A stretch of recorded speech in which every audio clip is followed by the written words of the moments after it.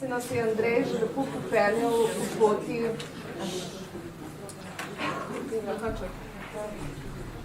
poti od izgube do končne izgube. Ampak glede na to, da mi tukaj sedimo v taki razširjeni zasedbi, da smo združeni prvič v tako velikem številu kulturniki in novinarji in mogoče še kdo drug, ne preverjamo, ne? Se nam je zdelo smiselno, da večkrat se ustavimo tudi pri naših medsebojnih razlikah in mnogi kulturniki, tisti, ki smo tukaj, da približno vemo, v kater okvir, na kakšen način se sploh stvari tudi na nas nanašajo. Zato imamo par točk, ki sem si jih tukaj napisala, katere so tiste naše kulturniške značilnosti v odnosu do davčne politike. Kot vemo, so kulturniki, imamo s tem kar precej težav in tudi zadreg. Ne? Recimo, z SP-ji smo izenačeni v davčnem smislu že vrsto let, ampak mi tega ne vemo in kot naš glavni status dojemamo tisti status na Ministrstvu za kulturo, ki uravnava pravico plačila do prispevkov iz državnega proračuna. Ne? Ta status nas najbolj skrbi, medtem ko ta drugi status, davčni status, SP-jevski praktično, nekako več ali manj poskušamo z levo roko odpraviti, ne, kar nam pa zdaj sploh ne bo več uspevalo, tudi če nam je do zdaj še do neke mere. V davčnem smislu smo pa z SP-ji že prej bili izenačeni, ne glede na to, ali smo bili normiranci ali pa so nekateri že prej vodili knjige. In celo nek drug status še obstajal, kjer so se v registraciji za SP dejavnost tudi lahko nekateri izrekli za registracijo kulturniških dejavnosti. Ne? Se pravi, da govorimo v bistvu o 3 različnih oblikah nekega osnovnega SP statusa. Kot je meni znano, je med kulturniki daleč največ normirancev, se pravi tisti, ki so že do zdaj uveljavljali normirane stroške, tisti pa, ki so se odločali za knjigovodstvo, so bili predvsem tisti, ki jih je v to pač potegnilo obveznost, bodi se zaradi preseganja cenzusa za normirane stroške, ali pa tisti, ki so imeli večje dohodke v materialne stroške, in se jim je to v bistvu splačalo. Tako da prostovoljnih vodenih knjig do zdaj ni bilo toliko zelo veliko, ampak to se bo zdaj utegnilo spremeniti. Isto velja tudi za odločanje registracijo za DDV. Vodenje knjig je za večini umetnikov, kulturnikov zelo nesimpatično, pomeni nam tratenje časa, izgubljanje energije in tako naprej, tudi stane seveda, ne. Dodaten razlog je tudi to, da nekateri kulturniki že imajo ali pa vodijo društva in zavode in se že tam nekako realizirajo kot neki vodeni knjig, tako da dvojno knjigovodstvo v tem smislu do zdaj ni bilo preveč smotrno. Ne? Zdaj, današnja delavnica bo pokazala tudi to, recimo, ali se nam tudi tem splača ali ne, koliko se splača in tako naprej. Ne? Izdajanje računov, ki je tudi že vrsto let obveza za vse samozaposlene, tudi za kulturnike, dejansko ni postala vse splošna praksa do današnjega dne. In zdaj, ko se bojo računi še bolj obvezni in se bojo morali glasiti izključno na bruto, jih bojo morali osvojiti pač vsi kulturniki. Tudi vodenje ločenih računov, bančnih računov je bilo do zdaj že obvezno, ampak ker ni bilo sankcionirano do letos, se tudi tukaj nismo preveč pomujali o tem problemu in smo hiteli množično odpirati nove račune dan ali dva pred 15. januarjem. Ne?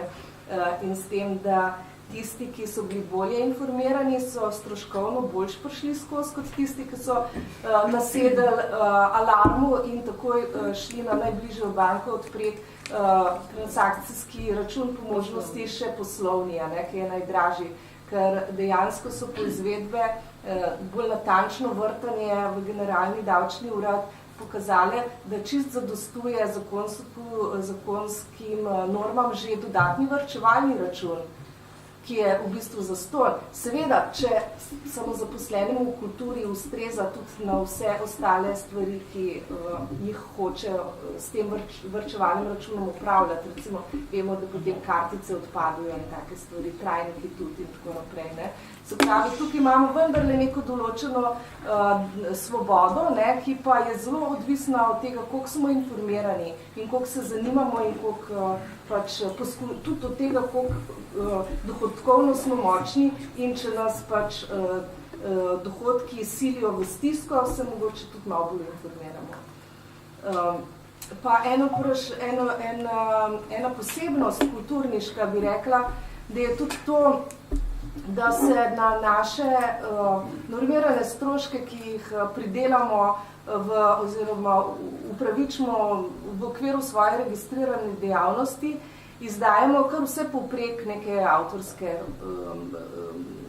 neke račune oziroma za vse oblike nekega svojega, za veliko oblik avtorskega dela se poskušamo upoštevati te normirane stroške, ki so v bistvu povezani z upravljanjem dejavnosti. Ne. Mi vemo, da včasih delamo avtorsko delo, ki ni povezano neposredno z upravljanjem dejavnosti, bi se moralo na drugačen način, po drugačne vrste avtorske pogodbe speljati, ne, pa se tega običajno ne držimo. Ne.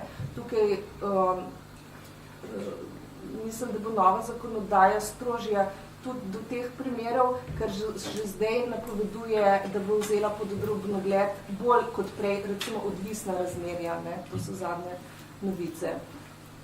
Se pravi, odvisno razmerje je tisto razmerje, kjer da ti delaš v bistvu v tako tesni prepletenosti z nekim naročnikom, da se niti ne da več govoriti o naročniškem razmerju, ampak že o razmerju izdela. Ne? In v davčnem smislu bo poskušala država naprtiti enake obveznosti, kot jih daje delodajalcem, ne pa naročnikom. Delodajalcem iz pogodb o zaposlitvi. Ampak o tem bomo še verjetno kaj slišali. Trenutne zagate so pa, kakor jih jaz vidim, naslednje. Ne? Izračunavanje novega bruta, o te problematiki je že Andrej prej govoril. Samozaposleni se sprašujemo, kako izračunati novi bruto, če pa stari količnik več ne velja. Ne? Problem je zaradi tega, ker v kulturi se je velikokrat izračunaval honorar glede na neto, ne pa glede na bruto. In ker so se pri izračunavanju ozirali na naše normirane stroške naročniki, so imeli s tem posledično ugoden bruto. Ne? Zdaj pa ta ugodnejši bruto ne bo več zelo ugoden oziroma bo izrazito neugoden, če se bo obveljal kot tudi v starem sistemu in da oziroma da izrazito neugodno bo za nas, če se ne bo uveljavil obrazec stari bruto je novi bruto. Zato se tudi jaz pridružujem tukaj Andreju in apelirajmo na naročnike, da nam ohranijo prejšnji bruto. Neizplačevanje avtorskih honorarjev, napačno upoštevanje normiranih stroškov, vse to se je že izkazalo, da je situacija tudi za kulturnike v tem letu in še vedno pomanjkljiva informiranost kulturnikov. Mnogi od kulturnikov ne vedo, da imajo svojega davčnega referenta na svoji davčni izpostavi, niti kako mu je ime.